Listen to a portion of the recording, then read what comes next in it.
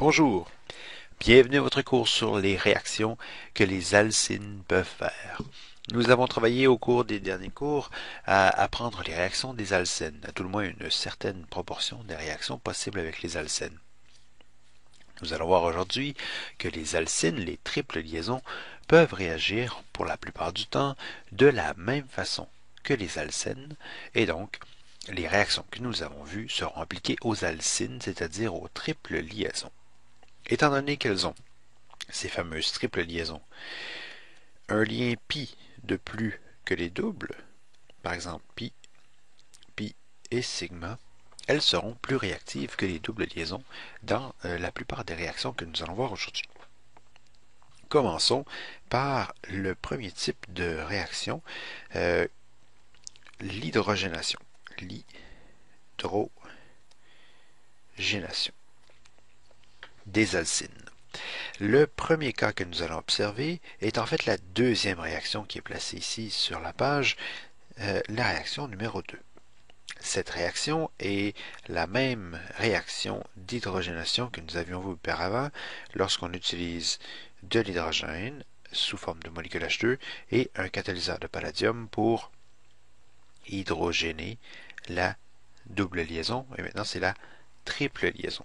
On a besoin bien sûr d'au moins 2 moles de H2 pour 1 mol d'alcyne, mais très souvent, ce qu'on fait, c'est qu'on le met en excès, c'est-à-dire on place un très grand excès de H2, et donc on ne calcule pas exactement 2 moles pour 1 mol, on en met beaucoup plus.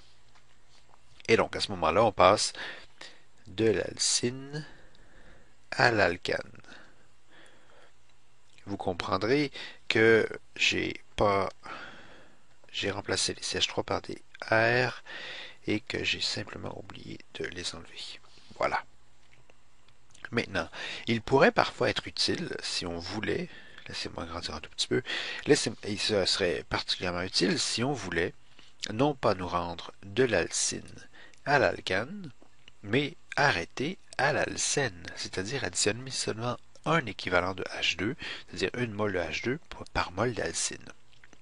Eh bien, pour pouvoir le faire, on se doit de changer le catalyseur. Nous n'utiliserons pas le catalyseur de palladium, tel que présenté ici.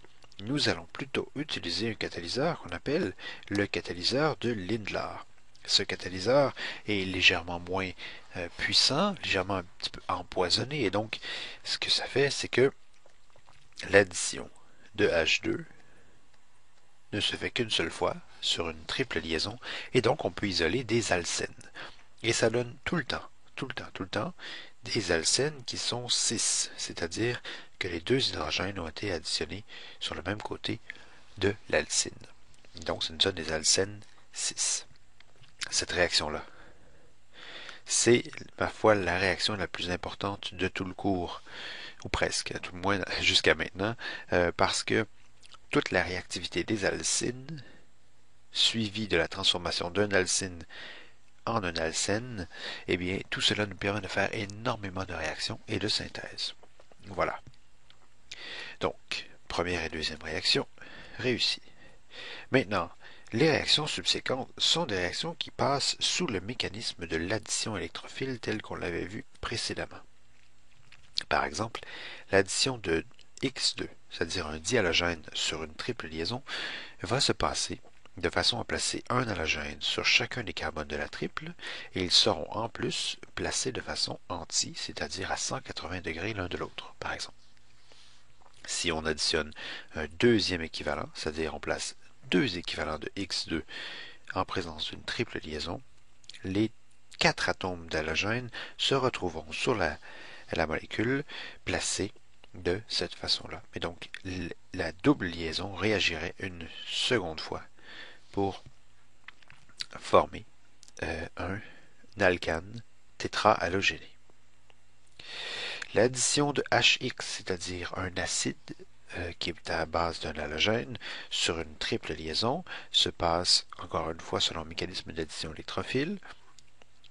La première addition se ferait de 6, et donc l'halogène et le H se retrouvent sur le même côté. La deuxième, eh bien, l'hydrogène qui est de la deuxième molécule de HX et l'halogène qui est de la deuxième molécule de HX se retrouvaient exactement là où l'hydrogène et l'halogène se retrouveraient. Pourquoi? Eh bien, tout simplement parce que l'halogène ici, lors de l'addition de la deuxième molécule de HX, peut venir stabiliser un carbocation à cette position-ci. Et donc, l'halogène se retrouve sur le carbone le plus substitué, tel que la règle de Markovnikov le mentionnait auparavant. Si vous voulez un mécanisme, en classe, je vous donnerai le mécanisme personnellement et nous l'inscrirons ici. Poursuivons avec une réaction qu'on appelle l'hydratation. Eh bien, on avait vu l'hydratation des alcènes précédemment. Eh bien, les alcynes, ça fonctionne un peu de la même façon. Les alcynes vont voir leur structure changer sous l'addition de H2O. Pour que la réaction puisse se faire, il y a un petit ajout aux conditions de réaction que l'on doit apporter. Non seulement doit-on placer un acide de Bronsted-Lowry. Dans ce cas-ci, c'est le H2SO4. Nous devons aussi ajouter un acide de Lewis. Et c'est le H2SO4, le HG, SO4 qui joue le rôle de l'acide de Lewis. Pourquoi? Eh bien, dans cette molécule, le HG2+, est un cation qui agit comme acide de Lewis et qui active la triple liaison pour que H2O puisse s'additionner sur la triple liaison. L'oxygène se retrouve sur un des deux carbones et les deux autres atomes, c'est-à-dire les deux atomes d'hydrogène, se retrouvent sur l'autre carbone de la triple liaison. C'est le mécanisme qui en est la cause et nous verrons le mécanisme en classe. Maintenant, souvenez-vous qu'il y a toujours deux alcènes, deux résultats d'hydratation possibles. Par exemple, nous aurions pu retrouver la molécule suivante.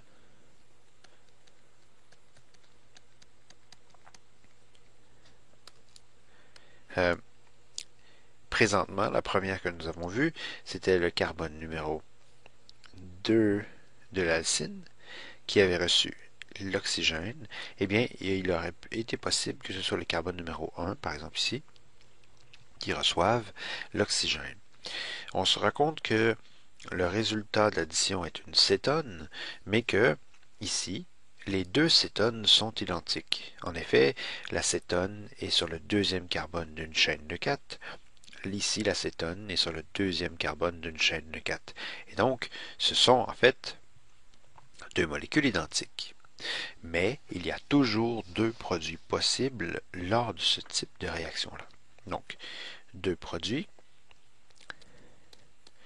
sauf si l'alcyne de départ est symétrique. Qu'est-ce que ça veut dire symétrique? Eh bien, regardez bien, je vais placer le plan de symétrie juste ici, ou à tout le moins l'axe de symétrie.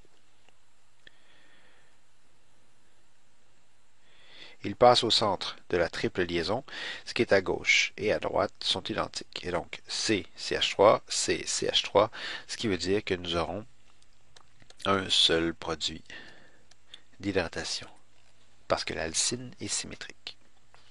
Il y a une deuxième sorte d'alcyne, une alcyne qui possède la triple liaison, non pas à l'intérieur de la molécule, mais bien au bout de la molécule. Dans le premier cas, lorsque la triple liaison est flanquée de carbone, elle est à l'intérieur de la chaîne principale, donc c'est une alcyne interne. Lorsque l'alcyne présente la triple liaison à la fin de la chaîne de carbone, et donc est flanquée d'un hydrogène et d'un carbone, on appelle ça une alcyne terminale. Lorsque les alcynes terminales sont soumises aux conditions de réaction où on place de l'eau et les acides de Lewis et de Bronsted-Lowry, nous les hydratons, et donc hydratation d'alcyne, et l'oxygène se retrouve exclusivement sur le carbone intérieur, celui qui est le plus substitué. Par exemple, ce carbone-ci, il est substitué par deux carbones, ces deux-là, alors que celui-là, ici, au bout de la chaîne, il possède seulement un carbone et un hydrogène pour l'aider à stabiliser une charge positive. Et donc, ce n'est pas lui qui recevra l'oxygène. Ici, les alcynes terminales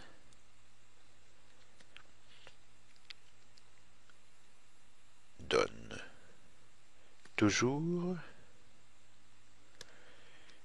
des cétones avec un CH3 au bout. Par exemple, le CH3 qui est ici. Okay? Ce n'est jamais des aldéhydes. Par exemple, ce que je veux dire par aldéhyde, c'est ce ne sera jamais ce type de produit-là qui sera isolé. C'est-à-dire là où l'oxygène aurait été additionné au bout de la chaîne de 3 carbones et les deux hydrogènes au centre. Et voilà. C'est un début. Pour les réactions des alcynes, nous allons voir une autre réaction dans une autre vidéo, dans un autre contexte, la réaction d'allongement de la chaîne carbonée, une réaction acide-base. Pour l'instant, je vous laisse mijoter dans nos réactions que nous venons de voir. Nous allons les pratiquer en classe grâce à une série d'exercices. Ne manquez pas la séance. Nous nous amuserons. Bonne étude!